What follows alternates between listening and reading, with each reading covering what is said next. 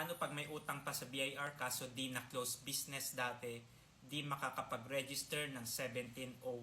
Diyan po sa case mo, since may existing business registration ka po kay BIR, dapat po fina-file mo lahat nung nasa BIR Certificate of Registration mo hanggang hindi mo pa po na isasara properly ang business registration kay BIR dahil dadagdag po yan, magtutuloy-tuloy po ang penalty mo ng non-filing of tax returns. Possible naman po na makapag-file ka ng income mo as a social media manager.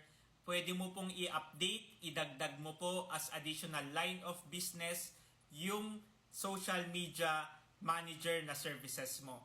So makakapag-file ka po ng annual ITR using your existing business registration kay BIR. Mag-a-update ka lang po additional line of business. Tapos pwedeng konti-konti mo naman pong ayusin or bayaran yung mga previous tax penalties mo at para matanggal mo na rin sa line of business yung closed na business mo. At ang may iwan na lang po ay ang social media services mo or ang registration mo as a freelancer. My name is George. I'm a freelancer's tax advisor at GA Consulting.